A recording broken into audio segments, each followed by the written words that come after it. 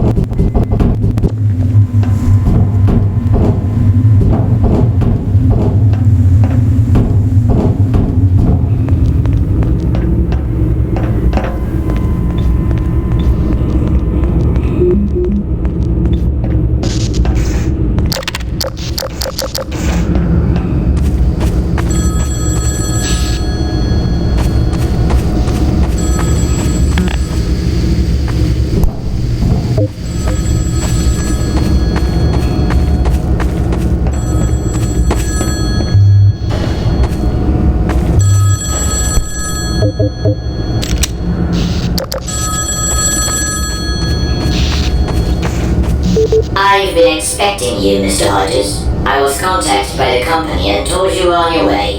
You need to make your way to the science deck. I've unlocked the way for you.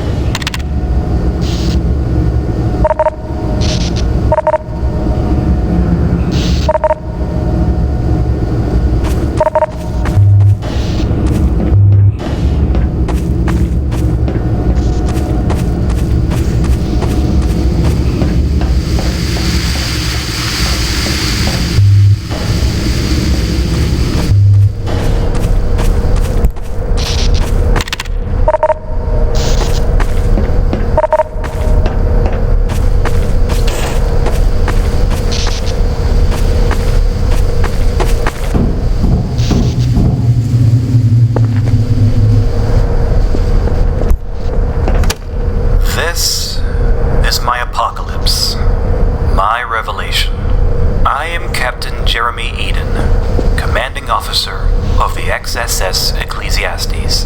Why am I recording this? Apocalypse?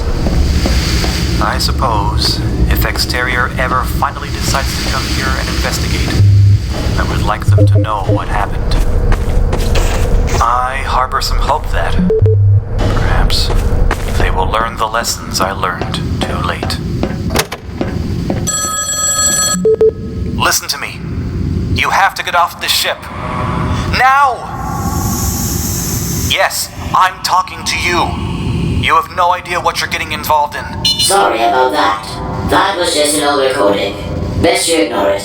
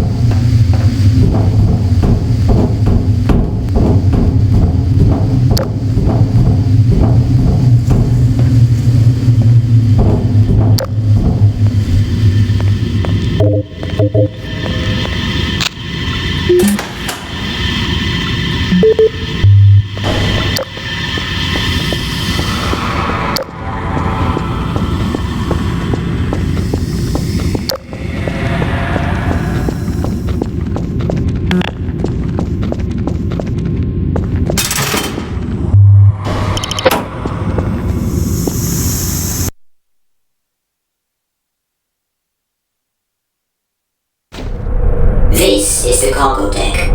Cut across it and follow the signs for the science deck. It's best you don't linger.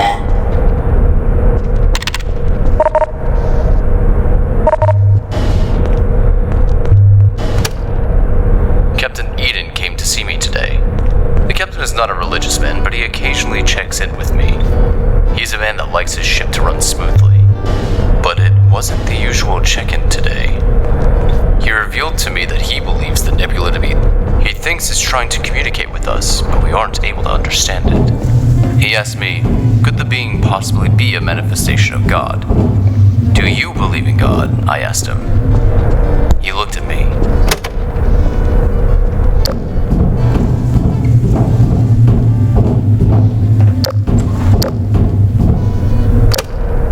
Apocalypse, Part 2. The company rarely issues course adjustments. I've been a captain with the fleet for 15 years, and I can count on one hand the number of times it's happened. Still, I didn't think much of it. Not until the company ordered we hold our position and gather all the data we could. This made no sense at all.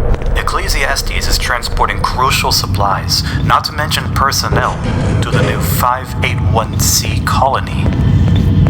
Delaying for scientific curiosity is not Exterior's usual MO.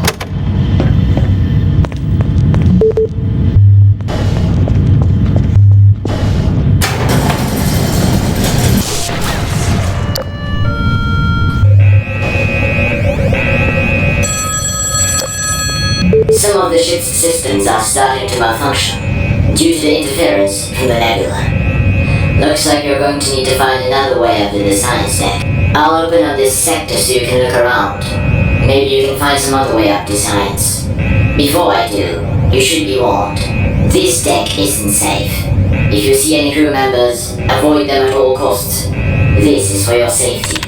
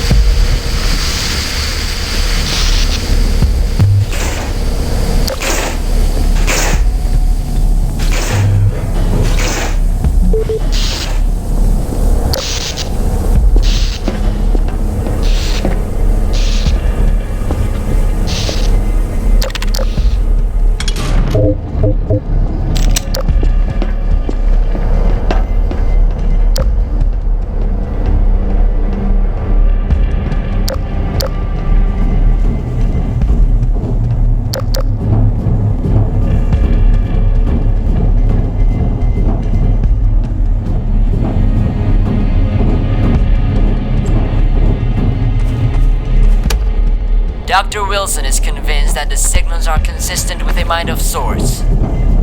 He has gone so far as to call the signals thoughts. I find it hard.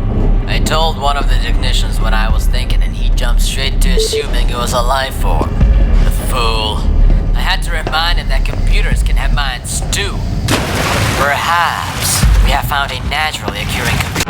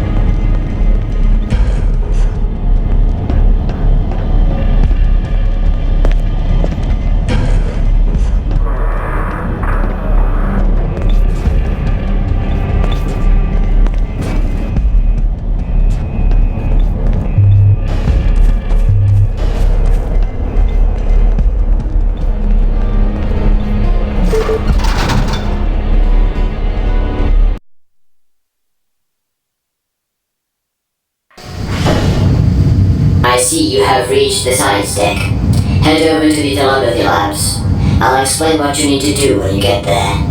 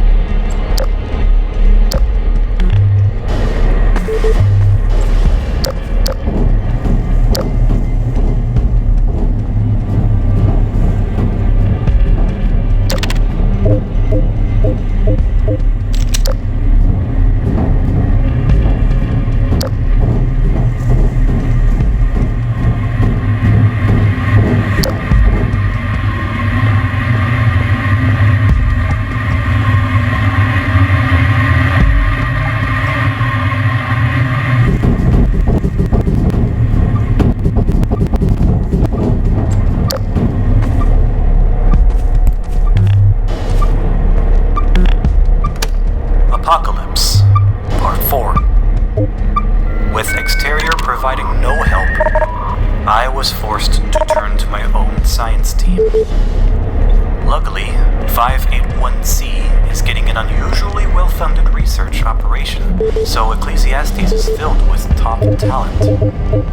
Dr. Rutherford showed me the readings coming from the nebula. Whatever it is not just a massive gas in space. I asked if the nebula might plausibly be Take a moment. Take a deep breath. And relax. You're safe here. This area is completely isolated. When you've got your bearings, head over to lab number 1.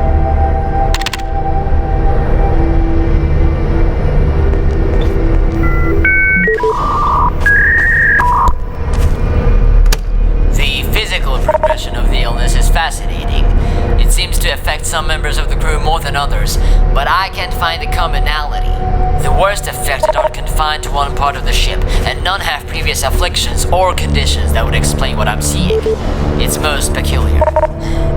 The physical deformities are rather horrifying.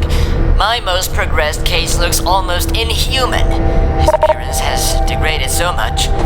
Eden wants a cure, but I can't even...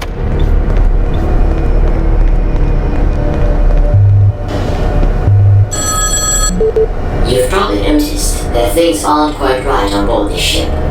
Ecclesiastes made contact with the nebula deemed by the company to be of significant scientific. The company has reason to believe that this nebula is some kind of sentient being with incredible powers. Unfortunately, first contact was catastrophic for the ship. The company believes the whole affair to be a misunderstanding, and it believes that it has devised a way to communicate with the being. The approach has need of a functional human mind to act as a kind of... That's where you will come in. I have a message to deliver to the creator on behalf of the company, and you will be the conduit through which it is delivered. You won't have to do anything. Just sit on that chair, and I will begin the interface. The company's top scientists believe that you shouldn't feel anything while the communication is... Suffice to say, the company will compensate you generously for your contribution to the future of humanity.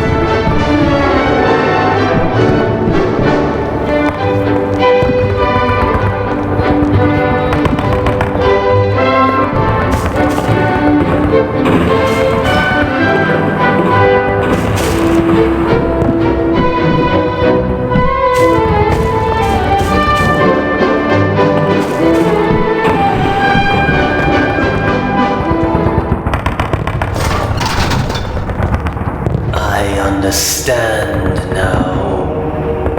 Your species, your company wants to form an alliance with me to use my power to extend its presence. But I've seen more than that in your mind, Dodges. I've seen your people's history. I've seen what can only be described as its wickedness. Wickedness even when judging by your own. Your vessel has been a curiosity to me But until now, your culture was beyond my understanding. Your words, your symbols meant nothing to me.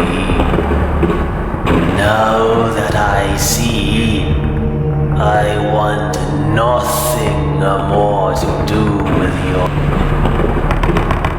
We will merge, but not on your terms. I will absorb your vessel and the souls within. That will be the only alliance between us. Oh, thank goodness. You're alive. I tried to contact you earlier, but that damn AI blocked me. Primary intelligence. I have been watching you on the internal sensors. I've watched the company stringing you along with the help of EMAC. It's okay. You were kept in the dark, just like I was. I've read EMAC's communication logs. It received orders from Exterior to have you make contact with the Nebula to negotiate some kind of arrangement. Look, we've both been played like pawns here. There's still a chance for you to get out of this alive, but you need to get the ship's engines going, turn the ship around. One step at a time, though. Head to engineering.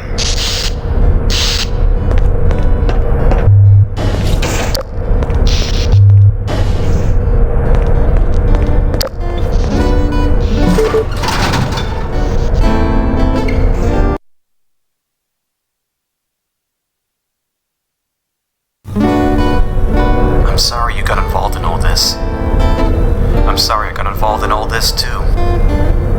From the control room, you can activate the core. That'll power up the ship's engines. Is this Nebula God? Lots of the crew seem to think so. They feel like Joe being tested by a wrathful deity. I know God, because he has allowed me a relationship with this being. Whatever it is, it's not him. God is love. This being is nothing but hate.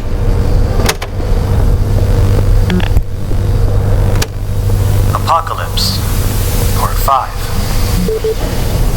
Exterior finally breaks its radio silence to send an emergency broadcast. They ordered our immediate return to the Nebula, insisting it was of utmost importance.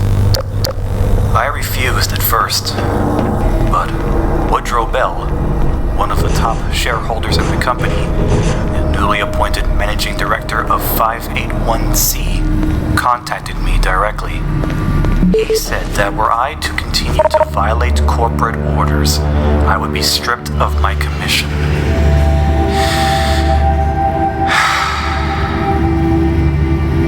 If I had known then what I know now, I would have happily handed my own commission back.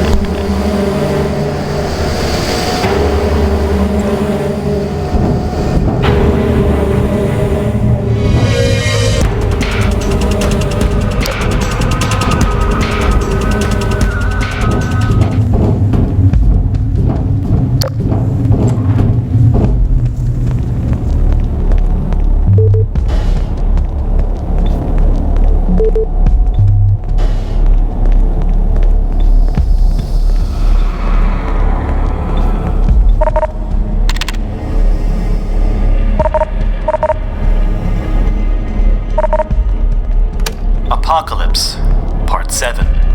How foolish we were to try to reason about the being in the nebula as though it shared our passions, our sensibilities, our morality. It reasons, but not as we do. It clearly has some kind of intelligence, perhaps even a mind, but it's quite unlike ours. Man is naturally inclined to certain morals and preferences. In this being, we see that these are our preferences imposed upon the universe, rather than the universe imposing them onto us.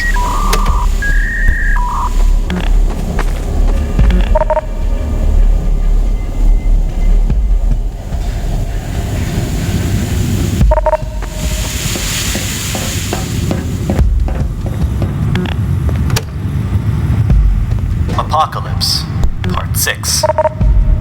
The illness started out as a kind of fever. We quarantined the sick crew members as per protocol, but otherwise took no action. But things started to get weird. The skin of the victim started to become sallow and leathery, cling to the bones, making the victim look skeletal. A few weeks later, the transformation became even more dramatic. To call some of the victims of the infection human is now difficult. They've become something else altogether. It's not just their body, their minds have been corrupted.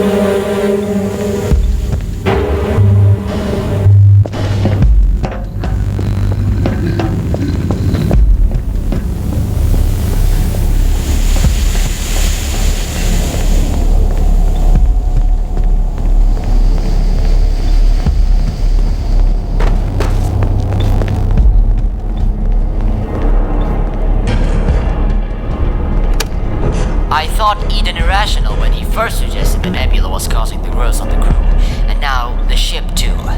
Tumors are appearing throughout the ship, crystals too, which emit strange pulsing sounds. I don't have any evidence, and what is a man of science without evidence? But I think Eden was right.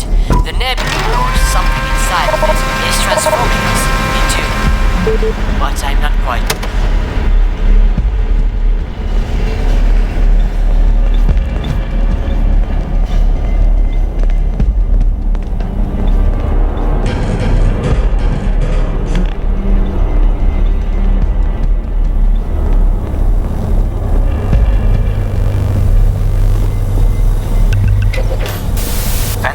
Job. Come on up to the bridge.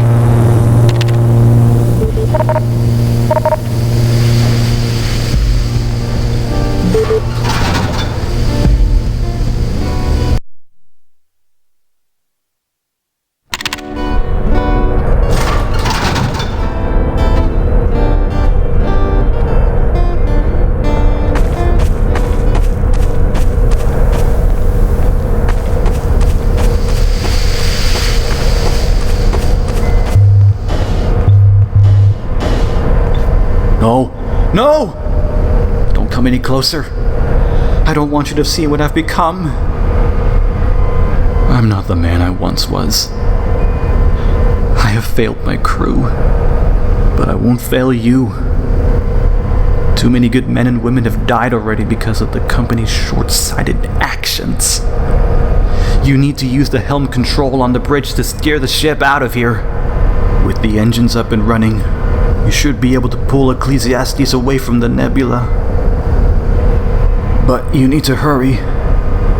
The nebula is slowly pulling the ship into itself. The ship's structural integrity is weakening. We don't have much time left.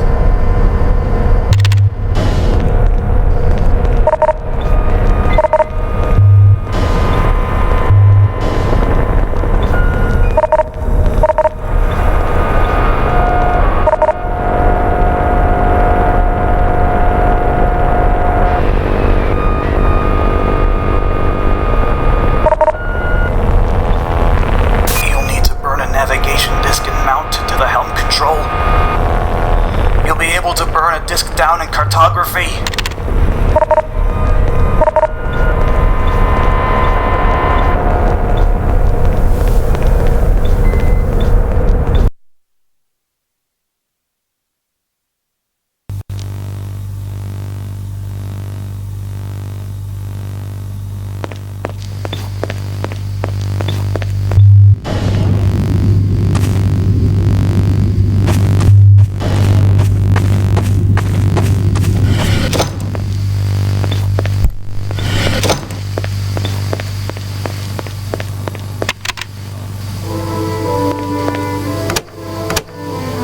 My body is almost unrecognizable. My mind is failing. What I am becoming, I do not know.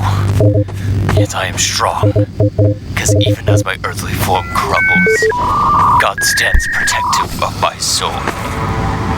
I will soon depart this life. Apocalypse. Part 8. The visions I've been having of late. I struggle to put them into words. I've seen other worlds, with beings whose constitution is both amazing in their complexity and disgusting in their ugliness. I don't know what to believe anymore about man's place in a universe where such things exist. Most of my crew are dead, or worse. To call what remains human. They slump around the ship, deformed, deranged. Their power of speech is gone. Instead, they make the most guttural, horrible sounds to communicate with one another. I know I myself am changing. I try to cling onto my humanity, but... Reverend Walton had the gall to disturb me as I was collecting crystal samples. He asked if he could be of any assistance.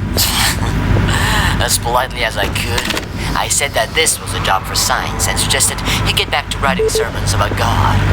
Why exterior-based fools like him, I will never understand.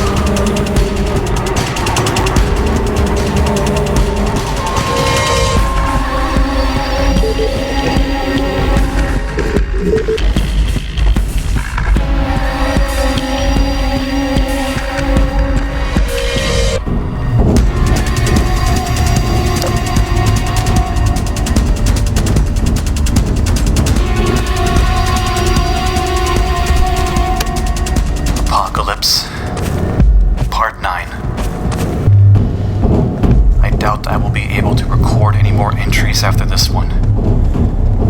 I have always given everything to my job. I was proud to serve the company, to give it the best years of my life. Now I feel that exterior has brushed up against something it does not understand. Instead of doing the wise thing, backing away, sticking to its own affairs. Continue, and my crew has paid the price. My only hope at this stage is to prevent any more following in our footsteps. If you've discovered this apocalypse, please turn around. Leave. There are some things man is not meant to contend with. This being is...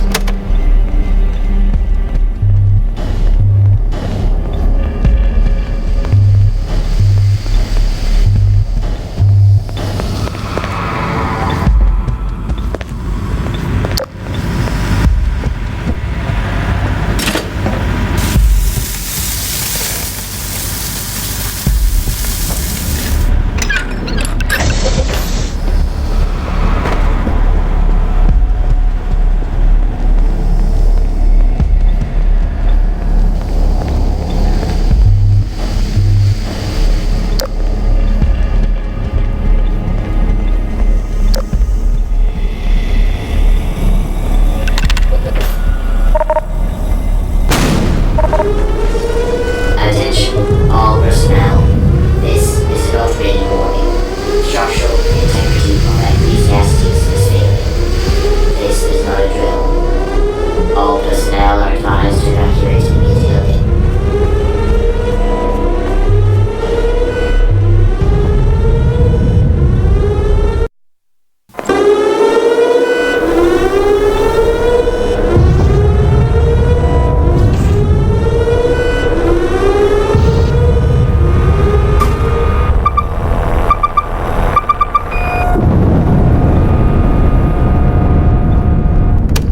Apocalypse. Final entry. Ecclesiastes is returning to the lunar colony.